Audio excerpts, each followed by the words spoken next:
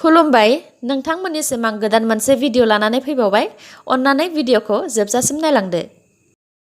SBI आ गोदान मोनसे नियम लाबोदों। नोंथाङा जुदि SBI नि ATM निफ्राय 10,000 नि बारा एबा 10,000 नि बारा रां दिहुनोब्ला ATM पिनजों लोगोसे OTP होनांसिगोन। OTP नाम्बारा नोंथांनि रेजिस्टार्ड मबाइल नाम्बाराव फैगोन। बे नियमा सिगांनिफ्रायनो दंखायोमोन।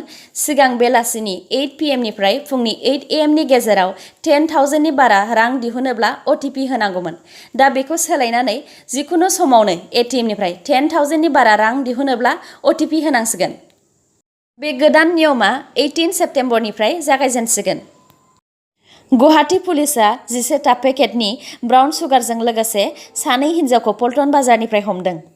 बे सानै हिन्जावा गुवाहाटी पल्टन बाजारनि मणि कुमार सुब्बा भवननि खाथियाव ब्राउन सुगार फाननो नागिरबाय थानायावनो गुवाहाटी पुलिसजों हमजादों। UP पुलिसा मोनसे अनलाइन सेक्स रेकेट गेंखौ हमनो हादों।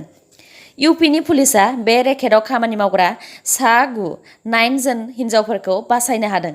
बे सा 9 नि मादाव सासेया आसामनिबो दङ। पुलिसनि मथेबा बे अनलाइन रेकेटखौ बिसोरो इन्डियानि खना खना जायगायावनो सालायो आरो हिन्जावफोरखौ बे खामानियाव मावहोनो थाखाय गुबुन गुबुन स्टेटनिफ्राय सोरखौबा खावनानै लाबोयो आरो सोरखौबा मोजां मोनफ्लानानै लाबोयो। UP पुलिस साइबार सेलआ टुइटाराव माखासे फन नाम्बार मोननानै कास्टमार जाफ्लानानै बिसोरखौ हमनो हादों। पुलिसनि मथेबा बे अनलाइन रेकेट खालामग्राखौ बिसोरो कानपुरनि नौबास्टा एरियानि मोनसे न'आव रेड खालामनायाव हमनो हादों। बे खामानियाव आखाइ गोनां गासै सा 11 जनखौ पुलिसफोरा एरेस्ट खालामबाय आरो बिसोरनिफ्राय सोंख'नायाव मिथिनाय बायदिब्ला बे खामानिखौ कल्पना गुप्ता मुंनि सासे हिन्जावा सालायो। अरुणाचल प्रदेशनि चिफ मिनिस्टार पेमा खांडुआ गावनो COVID-19 पजिटिभ जानायखौ टुइटारनि गेजेरजों फोरमायदों आरो बिथाङा दा हम आइसोलेसनाव दङ। लादाखआव इन्डियान आर्मि आरो चाइनिज आर्मिनि गेजेराव दावराव दावसि जाखांनायनि उनाव आरोबाव अरुणाचलनि बर्डारावबो चाइनिजफोरा गावसिनि ट्रुप्सखौ बारायगासिनो दङ होननानै मिथिनो मोननाय जादों। खौराङाव मोननाय बायदिब्ला अरुणाचल प्रदेशनि मोनब्रै जायगा आसापिला, टुटिं एक्सिस, चांगथिजी आरो फिसटेल-2 सेक्टरनि उल्था साइडथिंजाय गावसिनि जायगायाव चाइनिज आर्मिफोरा गावसिनि ट्रुप्सखौ बारायगासिनो दङ। मिथिनो मोनबावनाय बायदिब्ला चाइनिजनि आर्मिफोरा बेफोर मोनब्रै जायगानि खाथि खालायाव पेट्रलिं खालामगासिनो आरो इन्डियानि बर्डारनि खाथि खालाबो बिसोरखौ गोबां खेब नुनाय जादों। मैया लकसभायाव COVID-19 नि थाखाय MPsफोरनि सेलारिखौ बोसोरसेनि थाखाय 30% एबा 30% खम खालामनो थाखाय बिल पास खालामनाय जाबाय। डाइरेक्टरेट जेनेरेल अफ फरेन ट्रेडआ मोनसे नटिसनि गेजेरजों अनियन एक्सपर्ट एबा सामब्रामनि गुबुन हादोराव साप्लाइ खालामनायखौ बन्द खालामबाय। बे थांखिखौ डाइरेक्टरेटआ सामब्रामखौ जोंनि जायगानि बाजाराव नांगौ बायदि मोननो हानायनि थाखाय आरो सामब्रामनि दाम बारायनायखौ होबथानो थाखाय लानाय जादों। मानोना सामब्रामखौ गुबुन हादरावबो साप्लाइ हरोबा जोंनि हादरावनो सामब्रामनि आंखाल जायो आरो नांनायनि बारा बेसेन होनानै बायनो गोनां जायो। बेनि थाखायनो डाइरेक्टरेट जेनेरेल अफ फरेन ट्रेडआ अनियन एक्सपर्ट एबा सामब्रामखौ गुबुन हादराव साप्लाइ हरनायखौ कमप्लिटलि बन्द खालामनानै होबाय।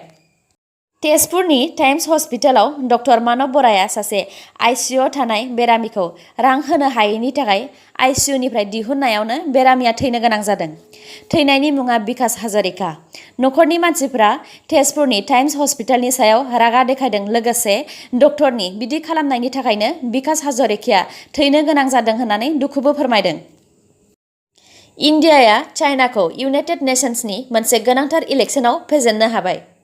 बे इलेक्शनखौ united nations commission on the स्टेटास अफ वुमेननि मेम्बार जानो थाखाय खुंनाय जादोंमोन। बे इलेक्शनाव गासै मोनथाम कान्ट्रिया बाहागो लादोंमोन, आफगानिस्तान, इन्डिया आरो चाइना। आफगानिस्तान आरो इन्डियाया चाइनाखौ फेजेननानै बे इलेक्शनाव देरहानो हादों। गासै 54 बा 53 था भटनि मादाव आफगानिस्ताना 39 भट मोनदों, इन्डियाया 38 भट्स मोनदों आरो चाइनाया 27 भट मोनदों। बे कमिशननि मेम्बारशिपनि थाखाय जेन्डार इक्वेलिटी एबा हौवा हिन्जाव समानै मोनथाय गोनां आरो वुमेन इम्पावारमेन्ट एबा हिन्जावफोरखौ जौगाहोनायनि सायाव नायनानै भट होनाय जायो। सेन्टारआ इन्डियायाव सेम सेक्स मेरिज एबा हौवाजों हौवा हाबा जानाय आरो हिन्जावजों हिन्जाव हाबा जानायखौ गनायथि होनो हाया होननानै फोरमायदों। सेम सेक्स मेरिजनि मोनसे कमिउनिटिया दिल्ली हाइकर्टआव गनायथिनि थाखाय मोनसे पेटिशन फाइल खालामदोंमोन। बे पेटिशननि हेंथायै सलिसिटर जेनेरेल तुषार मेहताया हिन्दु मेरिज एक्ट 1955 नि सिङाव सेम सेक्स मेरिजखौ गनायथि होनो हाया होननानै फोरमायदों।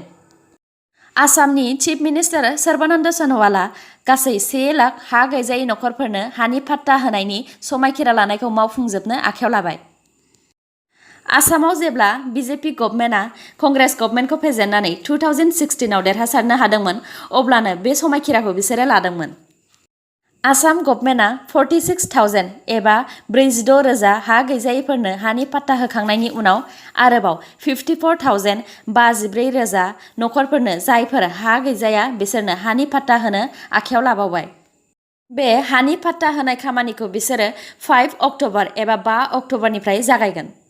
गुवाहाटी मेडिकेल कलेज एन्ड हस्पिटालनि MBBS नि फाइनाल इयार स्टुडेन्टआ हस्पिटालनि सिङावनो सुइसाइड जानानै थैदों। थैनायनि मुङा निमसिं पानमै, हस्टेल नम्बर 4 आव थायोमोन। पुलिसनि नायबिजिरनायाव थैनाय निमसिं पानमेखौ हस्पिटालनिनो बारान्दानिफ्राय बारजुमदों होननानै सन्देह खालामनाय जादों। गोथै देहाखौ दा पस्टमर्टेमनि थाखाय दैथायहरनाय जाबाय। Director of elementary education Assam DEE आव गासै 5,043 फोरोंगिरि पस्ट ओंखारदों। बेनिनो 3,941 पस्टआ LP स्कुलनि एसिस्टेन्ट टिचार्स आरो UP स्कुलनि एसिस्टेन्ट टिचार्स, साइन्सनि टिचार्स, एसामिस लेंगुवेजनि टिचार्स आरो मणिपुरि लेंगुवेजनि टिचार्सफोरनि थाखाय। आरो गुबुन 1,102 पस्टआ UP स्कुलनि हिन्दी टिचार्सफोरनि थाखाय। बिनि लास्ट डेटआ 26 सेप्तेम्बरसिम। सोरबा जुदि अनलाइन एप्लाइ खालामनो गोसोबा अफिसियेल वेबसाइट www.dee.assam.gov.in आव थांनानै एप्लाइ खालामनो हागोन। मोनसे मिथिनो गोनां खौरां, बियो खालि टेट पास जानायफोरनि थाखायल'। डक्टर हेमन्त बिश्व शर्माया आसामनि स्कुल्सफोरखौ 21 सेप्तेम्बर एबा 21 सेप्तेम्बरनिफ्राय खुलिनो बिथोन होबाय। क्लास 9, 10, 11 आरो 12 नि स्टुडेन्टसफोरा नखरनि पेरेन्ट्सआ एलाउ होयोबा स्कुलाव फैनो हागोन। फोरोंगिरिफोराबो 50%आल' स्कुलाव फैनो हागोन। भिडिअखौ जोबजासिम नायलांदो आरो नोंथांमोना दासिमबो आंनि चेनेलखौ साबस्क्राइब खालामाखैबा अन्नानै साबस्क्राइब खालामनानै लादो, लोगोसे बेल आइकनखौ क्लिक खालामदो जाहाथे गोदान गोदान भिडिअ लानानै आं नोंथांमोननिसिम फैनो हायो। जोबनायाव दङ भारत आरो आसामनि कर'नानि आपडेट। इन्डियायाव दासिम 50,18,034 नि देहायाव कर'ना पजिटिभ मोनबाय। थैनाया गासै 82,088। हामनाया गासै 39,39,111। आसामाव दासिम 1,46,575 नि देहायाव कर'ना पजिटिभ मोनबाय। हामनाया गासै 1,16,900। दासिम 29,180 नि देहायाव एक्टिभ जानानै दङ। थैनाया गासै 492 जन। मैया सानसेयाव आसामाव कर'नाजों गासै 10 जन एबा 10 जन थैदों। दिनैनि निउसआ एसेनोसै। गाबोन आरो गोदान निउसजों लोगो मोनफिनबावगोन। नोंथांमोना दासिमबो आंनि चेनेलखौ साबस्क्राइब खालामनानै लायाखैबा अन्नानै साबस्क्राइब खालामनानै लादो आरो लाइक, कमेन्ट आरो शेयार खालामनो दाबाव। गोजोन्थों।